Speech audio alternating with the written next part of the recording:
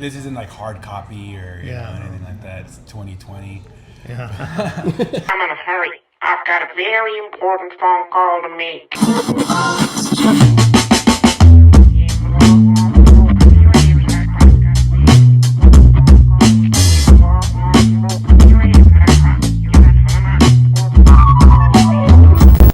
We are honored and privileged to have the great Pepe Mantilla, Lakers Spanish broadcaster, here at the Sunset Room in Hacienda Heights. Thank you again for joining us here, Pepe. It really is an honor to have you share some of your tales with us and just how are things going with you?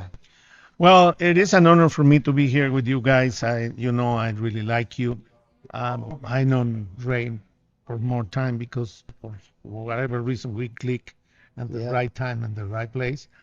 But it's nice, I like all the fans, and I think that you guys are special fans because you dedicate yourself to follow the station in general because you like it. I was excited to have you on because we only get a little piece of Pepe, a little piece on, listen to ESPN. For a lot of people that maybe, especially younger folks, like, do they know the real Pepe? They just know like from his drops or from his little arguments with Michael Thompson, his little banter back and forth. But when I saw your induction into the Hall of Fame, Broadcasting Hall of Fame for Southern California, and your son introduced you, and I heard all the jobs you had. So I want to go through the jobs. Wow. Okay. So Pepe, he worked at a car wash. He's a janitor. That's He right. was a suit salesman. That's right. He was an airline supervisor for Mexicana Airlines. That's right. And with that, he got a chance to travel with the Mexican national soccer team. Worked as a columnist for several magazines and newspapers. Hosted a sports TV debate show. Yes. Hosted a radio talk show. Was an on-air personality and movie critic. That won't surprise me. That's right. Wrote a column for La Coneja, Playboy in Spanish. This guy wrote for Playboy. Wow. Okay? Yeah. And the sports that he's been involved with, or that he's called or play-by-play: boxing, NFL football, baseball, soccer, cycling, hockey, beach volleyball, swimming, the Olympics, and even did a play-by-play for the Rose Parade. Yeah, that's right. I mean, I even forgot. did I miss anything? Like, Well, God has been really good to me, Ray. I always said that, I had the opportunity to work for an airline for 20 years. I traveled the world, and I had the chance to travel with several soccer teams because my friends were involved in that, and they asked me to go with them when I was still working for the airline. And then one day I had the chance to go and work for a radio station, and the rest is history because what happens is nobody wanted to do the American sports. They wanted to do soccer or boxing, and they offered me the Lakers, and they asked me if I wanted to do some interviews for the Dodgers, for the Angels, for the Rams. The Rams were still in Southern California before they moved to San Luis. And then the American teams, and then they had the rights for the Lakers. Nobody wanted to do the Lakers, so I said, "Give me the credentials, I'll do it." There was no money involved. That's why people didn't want to do it either. But I said, "I'll do it. I'm still working for the airline." And like I said, God has been really good to me because after that, lots of doors open to the point that now I'm with these guys, crazy guys, 10 a.m. ESPN, which I love. It's a lot of fun, and one particular part of the radio shows and 710 ESPN is the fans. Fans is the most important, and not only for that, for the Lakers too, and for everything that I've done in my life. The fans have a lot to do, and I did write for Playboy in Spanish. Was a great experience. Then I had a column in a newspaper, Los Angeles newspaper, and the column was called La Coneja because it was supposed to be a rabbit talking about sports, and then I did NFL, college football. I called some of USC football for a few years. I did USC football back in the time where Pete Carroll was the coach, and I did boxing, World Cups, All-Star games, baseball, All-Star games, basketball, World Series, and Olympics. A lot of things that I did because I was working at one time for DirecTV, doing this for Latin America. How did the groundwork come to form in terms of creating that content, and before the Spanish broadcasting was even a thing, like just the groundwork of how you and your partner started to get forward with that? Well, I called the Lakers for KW 1330 AM. Now it's called Tu Liga Radio. At one point it was La Mexicana. And a lot had to do with them because they had the patience to do that. And then the audience started growing because the Lakers always have, even now, they want to have a good team that entertains, not only plays good, that entertains and wins championships. Right. And I was lucky enough to be able to call all of Kobe's games. I'm the only one that has done that because I also did All the Stars and Olympics when Kobe was in the Olympics. And now that we're talking about that, in my opinion, and this is only my opinion, Kobe to me is the greatest basketball player that I've seen. Not only because he was a great basketball player, but also because he was a great human being. I want to tell you a story, okay? Kobe, you probably know that Kobe spoke Spanish. Yeah. He spoke Italian. He was learning Chinese. His IQ was really, really high. Not only basketball IQ. He won an Oscar. He played the piano. He learned to play the piano for his wife, or to play a song for her. So he was very dedicated. So he used to talk to me in Spanish and all that. 20 years, I did all the games. And the last time that he went to the Staples Center, Kobe, as I was going to get into the elevator, he was coming up the ramp from the parking lot. And I heard his voice saying, amigo, in Spanish. And I turned around and it was Kobe. So I waited for him. So he came over with Gigi. And he said to me in Spanish, esta es mi hija Gianna. So I said, hi Gianna. And Gigi smiled at me and said, hi, da, da, da. So they went to their seats. And sadly enough, the next Sunday, 2 days later, he died. Wow. Okay.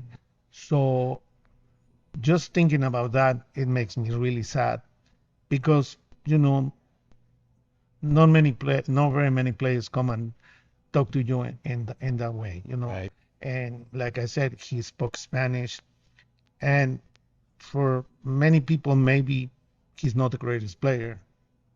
To me, he's the greatest player because he's not only a great player, but he was a great human being, and he was always talking to the people, and Well, no matter what. a lot of the outreach things that they do in LA communities as well. That's right. That's right.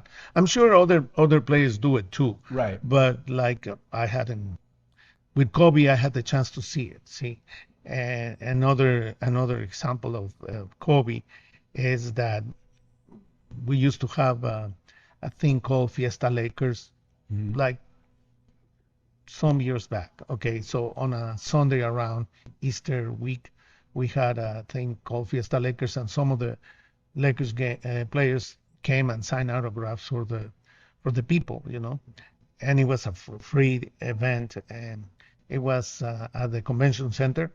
So this particular time, the first Fiesta Lakers, Kobe was signing autographs. We were standing there. I was there with my wife, late wife.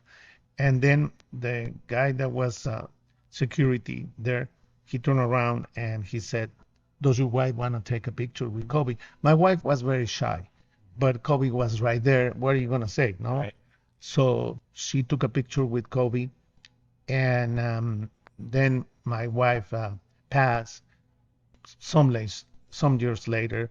So one day I took the photo and I took it to Kobe. Kobe signed it, and then he died. So that picture is when you walk into my house through the garage, the first thing you see is the picture of Kobe and my wife with the signature of Kobe. To me, that means a lot. Okay, and and and that is a special thing. Also, I mean, 6 championships with the Lakers is amazing. Right. Right. 5 with Kobe, 1 with LeBron. Hmm.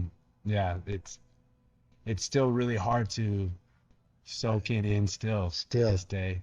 it's crazy. That And is, how long now? I think like 3 or 4 years, or maybe Uh, 2 years. No, No, longer. I think 20. He died in 20, I think. Right. Okay. So So it's 4 years. yeah. It's not easy. It's not easy. I miss him a lot for many reasons. Don't fall asleep, please. Okay. No better person to more qualified to say he was the best and somebody who's seen every single game that he's played.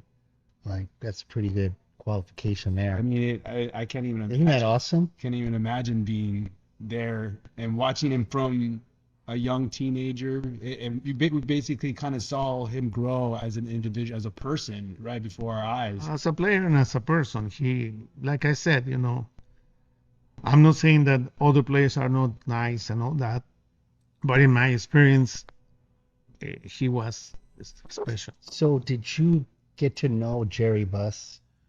Dr. Boss was excellent.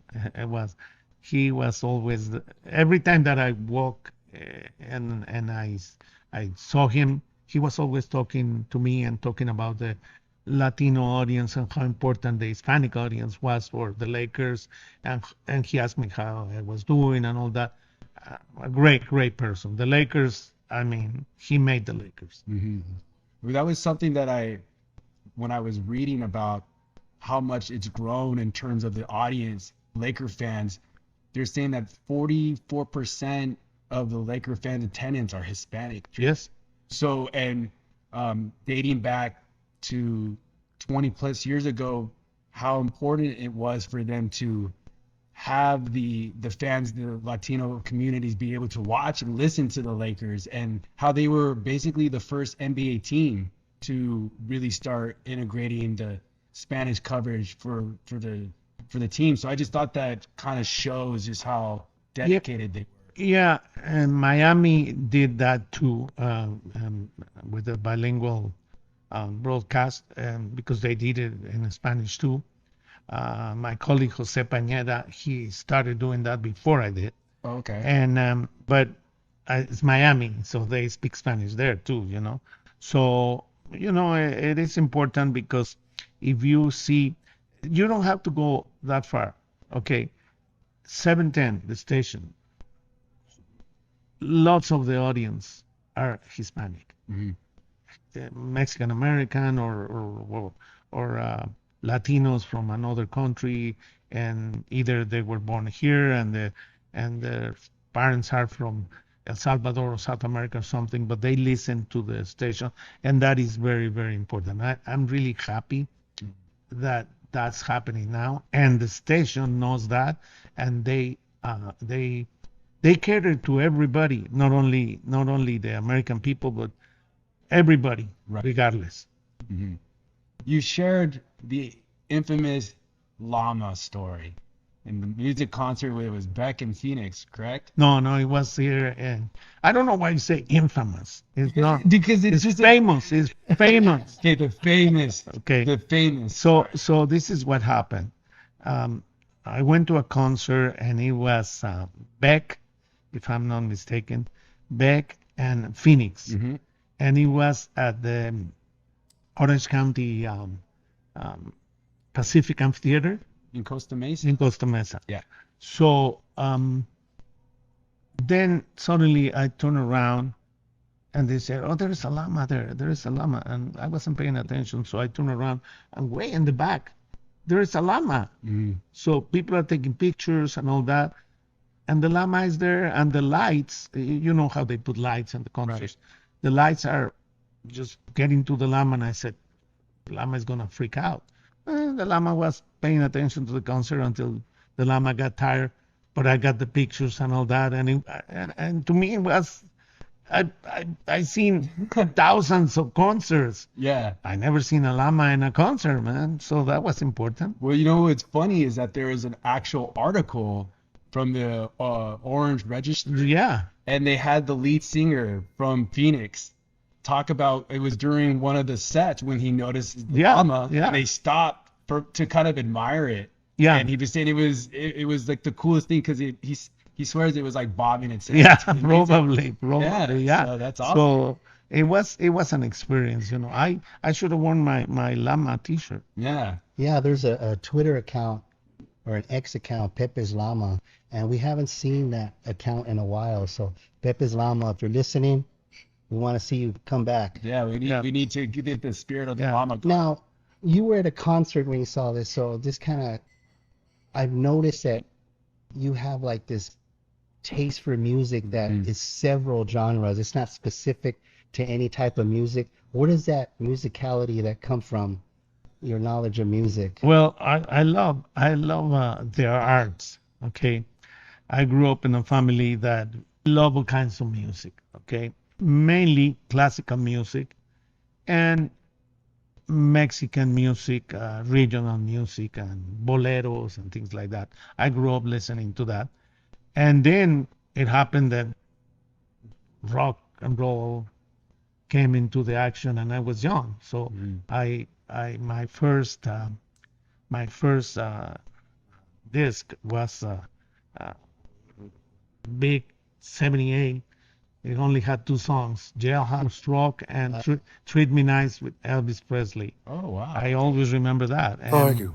Thank you very and much. I had, Greg. there you go, Greg. Elvis, Greg. Elvis. He won my potpourri on an Elvis quiz. Oh, that's I always remember that, Greg. Okay. So, anyways, my father used to love classical music. My aunts, my mother, but I like all kinds of music, you know. And once again, you know, I mean, God has been really good to me. I have the opportunity to go and see different people that play different kinds of music. I'm not going to just say that I love popular music, or rock and roll, or salsa or something. I like everything. At the end of this month, I'm going to go to the Peacock to see La Sonora Santanera. La Sonora Santanera is a group that is famous. I grew up following La Sonora Santanera. I love La Sonora Santanera. It's my music. I'm going to go see them for the second time because every time they're here, it's either Lakers or I'm working or something. I'm looking forward to that. But then I'm going to see Billy Joel later on. You know how much I like that. I'm going to see the Rolling Stones, ELO, who I love ELO. I'm going to see Neil Young. But you know why? Because the first day that I came to Los Angeles in 1969, my cousins were living here. They went and picked me up at the airport. They were hippies. But they were hippies working. I mean, not hippies, they work, but they were hippies, long hair. right. And they picked me up on a convertible, a Chevy convertible. So I got there. They put my bag in the trunk. They took me to the Forum to see Jethro Tull. Okay. wow. A lot of people don't know who Jethro Tull is. Tull's Okay. great. And then I said, I like this place. And I stayed here for almost a month on my vacation. I was a teacher back in the day. So I said, I love this place because we live very close to the Forum. So we used to go to the Forum to see everyone that was playing there for $5-10. Wow. Yeah. Now for $5 you don't pay not even for Can't even fucking- for a water. Yeah. No, you don't. So, you know, and by the same token, I can see Yuja Wang. Yuja Wang is one of the best pianists in the world. She's from China, and I love the way she plays. And she plays classical music. A lot of people are gonna say that I'm crazy. Who's Zhu Xiaowan? Okay, check Wikipedia, and you guys will know. Okay, I love. Might be a potpourri live question, right? Yeah, might be. I've been thinking about it, but and I like going to the theater, musicals, and regular theater. In fact, next month at the Grove in Anaheim, um, a group. Andy Garcia has a group, a Cuban group, Oh wow. and I've seen him before, so I have tickets to go see him again. So maybe Sedano will go to that one. Huh? I'm gonna tell him. It's Okay. good. It's fun. And said I don't know Andy Garcia. I know Andy Garcia. He's a really cool guy. Oh wow. And and the music is good. If you were to compile your like from a singer, from a guitarist, like a group, like your ultimate group, who would each artist be? Well, it's very difficult. It's very difficult because I've seen so many, and I always say that, I had the chance to see Queen 3 times Wow. with Freddie Mercury. Wow. I seen Queen, the new version, and they're very good, but with Freddie Mercury was different story. With Freddie Mercury, he didn't needed laser beams or laser lights or screens or anything. He was the show, and he had a great voice. I love those concerts. But then again, one person that I love and I never got to see her because sadly she died young was Amy Winehouse. Right. And I love her music, her voice, her songs, but I didn't get to see her. So it's really hard because like I got to see Michael Jackson, Whitney Houston, and Prince. Prince. I saw Prince several times. Oh man. He I was saw Prince. I great. saw Purple Rain. And New I Mexico. saw I've seen a lot, In fact, now for those that love country western, actually it's not country western anymore. It's country rock. Right. Country rock. Yeah. So I'm gonna go see Chris Stapleton Oh, in June. Okay. He's a very cool Yeah. singer, Yeah. and it's just I love that. You mentioned that I was a movie critic. Right. I love movies. I grew up going to the movies all the time, 2, 3, 4 times a week. Because in Mexico you could go to the movies and watch 2 and 3 movies and one function. And my father used to take me on Sundays to watch movies. My aunt loved movies, so I got to see the classics. That's why they said that I always talk about Right. ladies that nobody knows. Nobody knows about. But I love the movies. Would you ever go on the Culture Pop podcast and kind of have a movie op with Steve Mason? Well, he invited me one time, but then he canceled me. Ah, And I always said, "You cancel me, Mason. Remember." amazing, yeah. amazing. We're trying to get Mason on here next. Oh, that would be Yeah. great. He's So- super nice guy, and he has a lot of knowledge. Although sometimes he says something stupid, but I like him. I've known Mason in Ireland for probably as long as I've been doing the Lakers, which is Oh, 31 wow. years. How long do you see yourself in this business? I love what I do. You want me out No, already? no. We want you for as long We want as you. possible. We want you. We want you. Wait. Ray wants me out. We want to take your spot. We don't hear you enough. Yeah. Yeah. See, We no. need to be on more. Somebody asked me that on Saturday, and I said, I'm not planning to retire unless I have to, or I die. Like we need you and Michael Thompson to have a podcast. Yeah, that would be great. That would be hilarious. I don't. Little podcast. Yeah, it'll be good. I don't know if. You can't get Michael out of the house. You might have to go to his house. Yeah, Michael doesn't leave the house.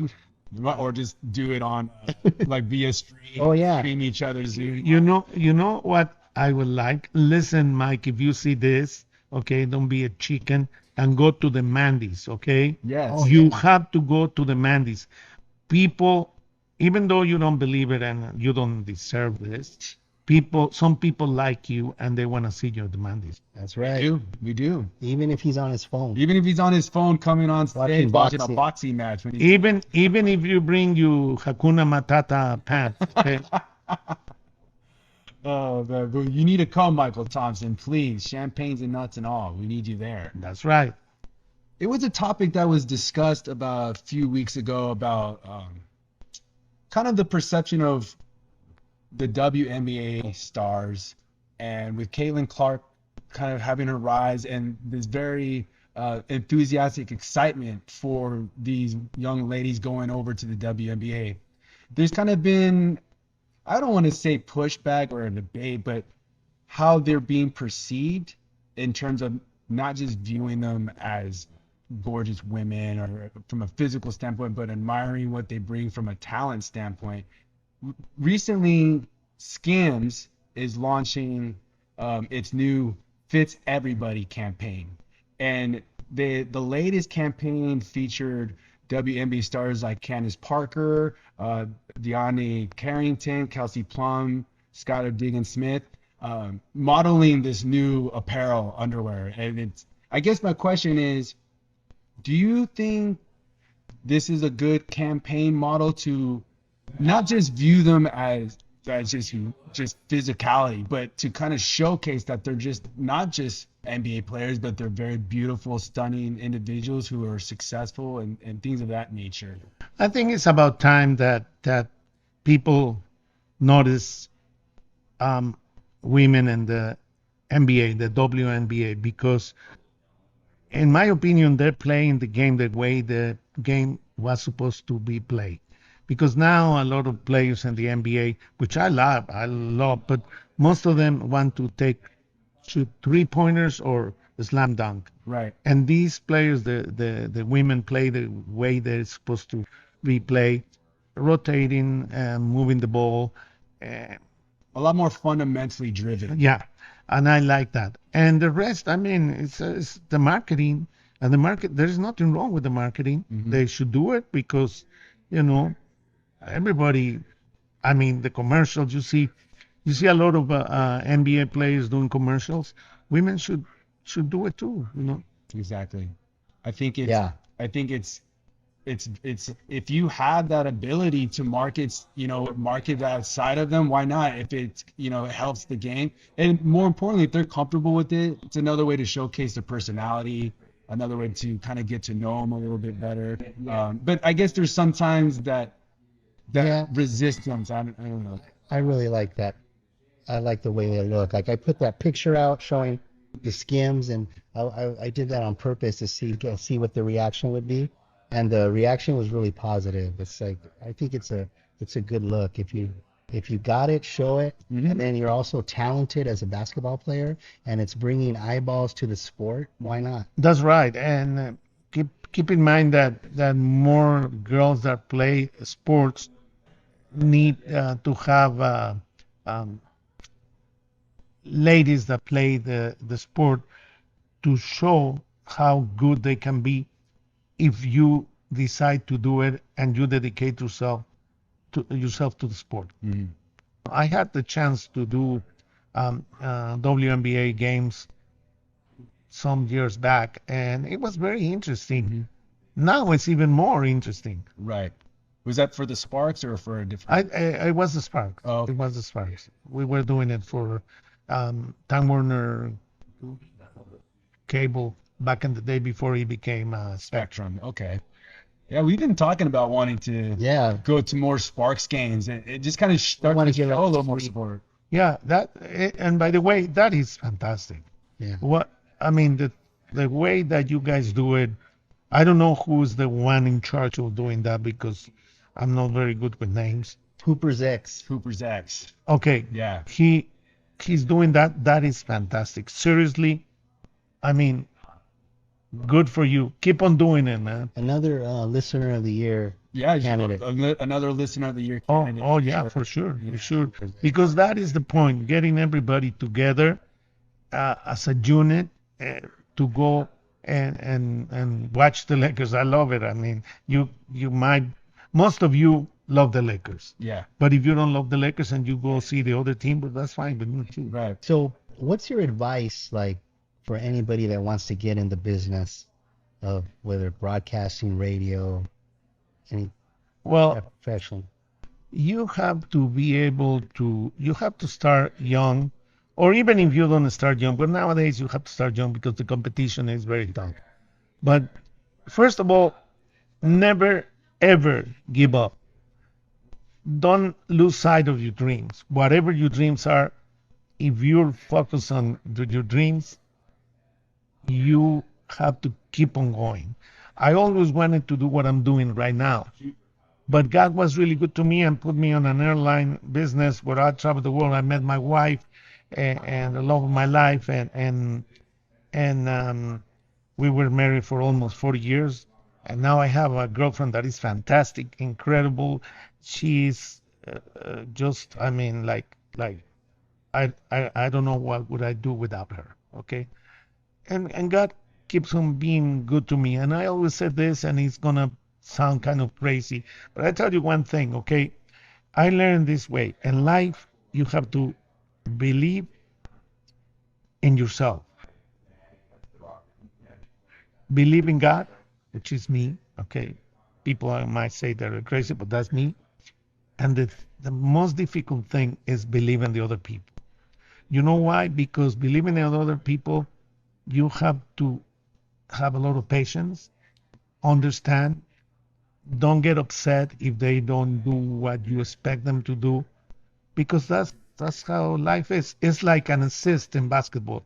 I can give you the ball under the basket, nobody's there, but you might miss, you know. Right. So that's how it is. And then prepare, always prepare. Nobody's gonna give you anything for free. Everybody's not is gonna be competing with you. So if you have to prepare and read, if you want to be able to talk, you have to have the knowledge of words, okay? The knowledge of words comes from books, okay? People forget about books because now everything is on the internet. But even online, read a book online so you can use words, different kind of words. You cannot always say good, bad, and maybe, because it's boring. Couple of books you would suggest. Oh, wow. That is... one of my favorite books is a heavy-duty book. It's Crime and Punishment by Fyodor Dostoevsky. He's a Russian. I love that book. A lot of movies that they made are basically based on the premises of this book. And I love Spanish literature, and Gabriel Garcia Marquez has great books, which I love, and Mario Vargas Llosa, lots of people, and you always find a book that is going to help you. Now, if you want to get something really like heavy, read Don Quixote, but that's a heavy duty book, okay? But I mean, just read whatever. I mean, even if it's like a small book with 100 pages or 50 or 25, read. You start with something. But if you don't read, the other people are going to be reading. Right. And then when you are going to be, when you have to talk, you have to be eloquent. Right. And that comes with how many words do you know, okay?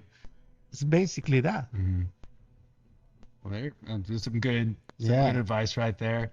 I definitely feel like as we have like journeyed on this path, making content, and it can be overwhelming, can be anxious, but we just try to tell ourselves it's all about the process.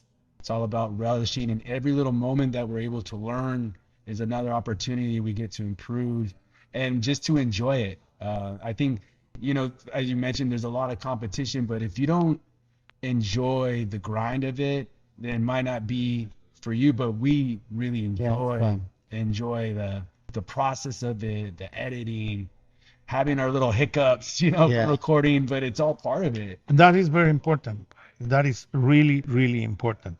If you are doing what you like to do, if you're lucky enough to do what you like, to do, you're gonna do it better, and you're gonna keep on doing it. And another thing that is very important in this business, you have to have thick skin, especially on radio, because nowadays radio is more of an entertainment thing more than just sports. Right. You have to entertain the people. I mean, everybody's going to tell you, here it goes, here comes the ball, strike one. Anybody can say that. But if you put some color into that and make the people laugh or make the people be interested to see what you're going to do or you're going to say, then things change. Like Vince Scully, like Chick Hearn, and a lot of other great ones. The vocabulary was very, very important for them. Mm-hmm. And again, don't give up. Even if it doesn't work the first time, if that's what you want, just keep on going. Maybe it might be getting ready for that podcast now with you and Michael. Oh, that would be fantastic. Yeah. But I'm not willing. I don't know if I want to go all the way to San Juan Capistrano, even though it's not far away from my house. But that would be fantastic. I mean, Mike is so easy to. I think there would be great chemistry. Right? It's so easy It's obvious to. you have that chemistry. It's so easy to connect. Like we have good chemistry, Mhm. and that you just said it. And it's interesting. It's important, and mainly for the people, because I don't care if people laugh at me. To tell you the truth, as long as you're having fun, that's good for me. Yeah, you definitely got a lot of drops. I would negotiate like a pay per drop. Like, I don't know, $1 for every drop that they do. You'd be No, they just come naturally, like la-di-da. we're so appreciative of you coming on, like our little podcast. Like we're not a big podcast or anything, and we're just getting started. And for you to come on with us means a lot to us. No, it's a pleasure. I would do it for you guys. I like you, and you never pressure me or anything. You've been to my house, and I liked you from the beginning when I started talking to you. I remember it was Cinco de Mayo thing. I seen you before at Mandy's, but it's nice, in life, you can't take life so serious. I mean, if you do, there are times when you have to, but if you do all the time, then you're not gonna be happy. Right. Right. Well, with that, my friend, can we do a wave fair off? Sure. All right. Well, that was Pepe Mantilla, ladies and gentlemen. Thank you for tuning in. Two dudes, one pod. Out.